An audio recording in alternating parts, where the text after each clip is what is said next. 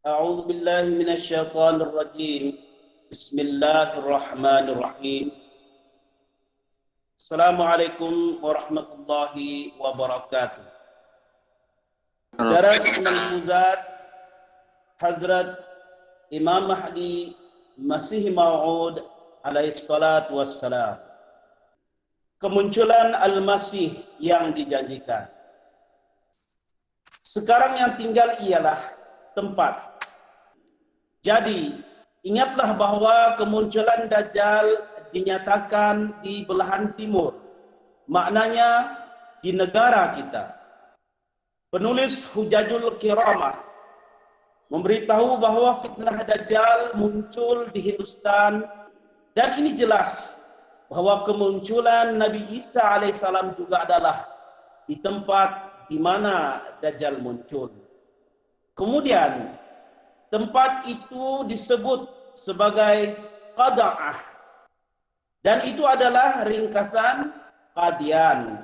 Mungkin saja di Yaman pun ada tempat yang serupa dengannya, tetapi ingatlah bahwa Yaman dari Hijaz bukan di timur, tetapi ia berada di selatan.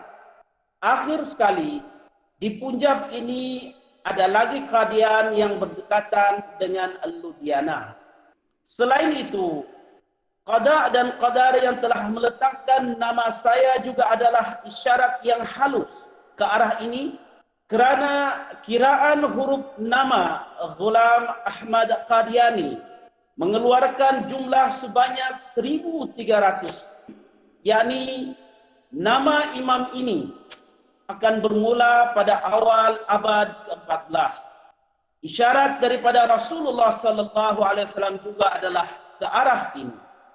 Malapetaka bumi dan langit. Malapetaka juga adalah satu petanda. Malapetaka langit seperti kemarau, taun dan berbagai malapetaka yang menimpa. Taun adalah azab yang sangat berbahaya sehingga meletakkan kerajaan dalam kebimbangan. Jika ia berterusan, negara akan bersih, yakni musnah. Malapetaka bumi pula adalah seperti peperangan dan gempa bumi yang telah menghancurkan negara. Untuk utusan Allah Ta'ala, memang perlu menunjukkan tanda-tanda langit sebagai bukti kebenarannya. Satu bukti berkenaan dengan Pandit Lekram. Adakah ia satu tanda yang kecil? Sebagai satu perkelahian ia berlanjutan sehingga bertahun-tahun yang terikat pada satu syarat. Peperangan berterusan sehingga 5 tahun. Kedua-dua pihak saling mengeluarkan kenyataan. Ia menjadi tergempar yang tidak mungkin ada contohnya. Kemudian itu yang terjadi sebagaimana yang dinyatakan. Adakah kejadian itu ada gambarannya? Berkenaan dengan Haram Mahutsu juga beberapa hari yang lepas telah diumumkan bahwa kami mendapat pemberitahuan dari Allah Ta'ala yang menyatakan karangan kami akan unggul di atas semua karangan yang lain.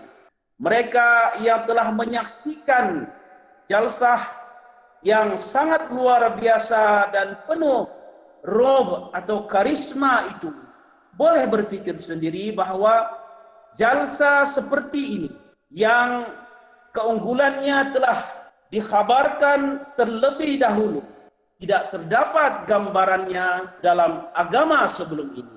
Akhirnya itu yang telah terjadi. Wa akhir da'wana alhamdulillahi rabbil alamin. 28 Desember tahun 1897, selepas zuhur, ceramah kedua Hazrat Imam Mahdi alaihissalam.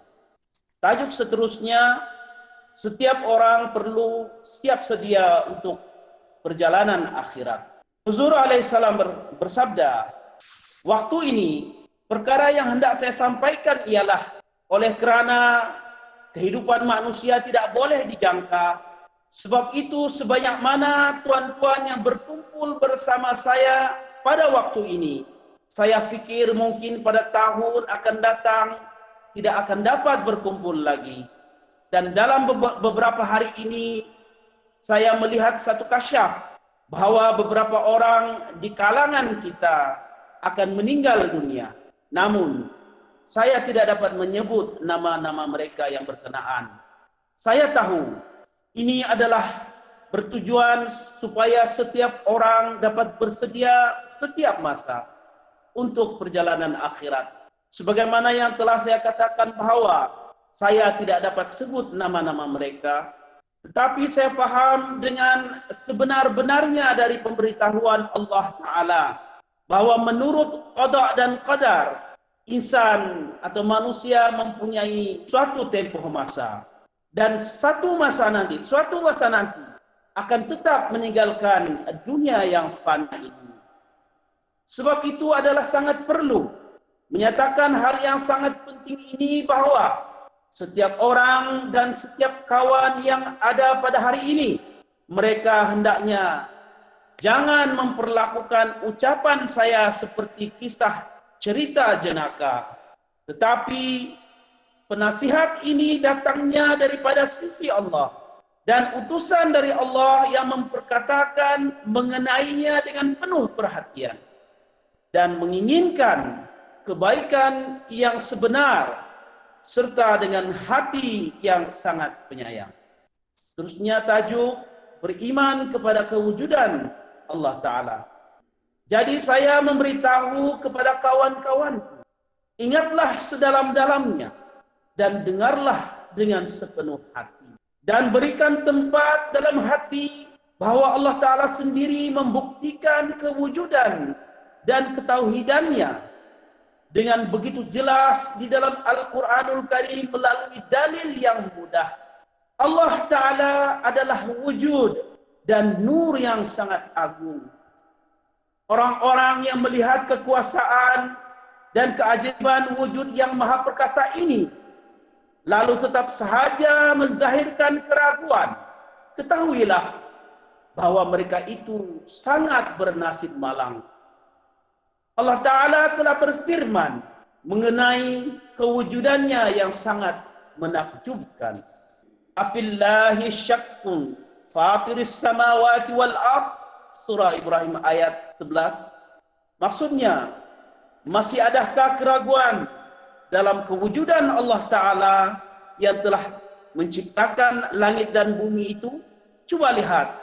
Hal ini sangat jelas dan lurus, bahwa apabila melihat suatu ciptaan, maka akan terfikir mengenai penciptanya.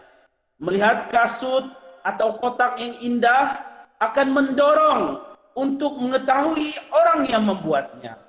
Jadi adakah sangat mengherankan sekiranya ada perasaan untuk mengingkari kewujudan Allah Ta'ala?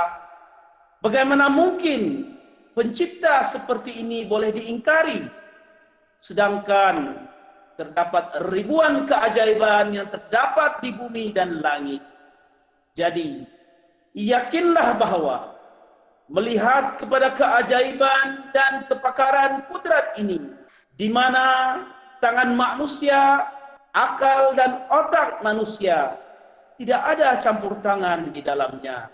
Jika ada seorang bodoh yang meragui kewujudan Tuhan, maka dia sangatlah bernasib malang, mengingkari dan masuk dalam perangkap syaitan. Seharusnya mereka itu banyak beristighfar.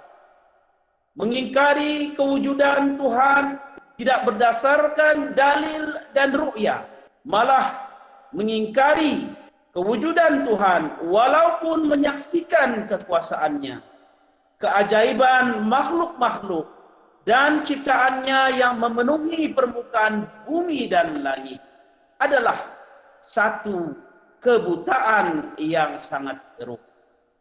Kebutaan ada dua jenis. Satu, buta penglihatan, dan yang kedua, buta hati. Buta mata tidak memberi pengaruh kepada iman, tetapi buta hati itu sangat memberi kesan ke atas keimanan.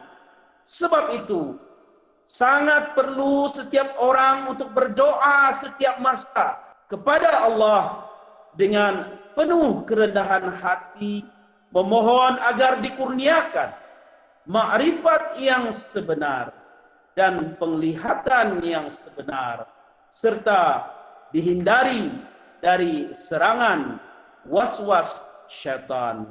Malfuzat jilid 1 edisi Urdu halaman 43 hingga 45. Mudah-mudahan kita yang hadir pada sidang maghrib yang hadir pada hari ini dapat memperoleh pelajaran dari daras yang telah disampaikan sebentar tadi. Wa akhiru da'wana alhamdulillahirabbil alamin. Assalamualaikum warahmatullahi wabarakatuh.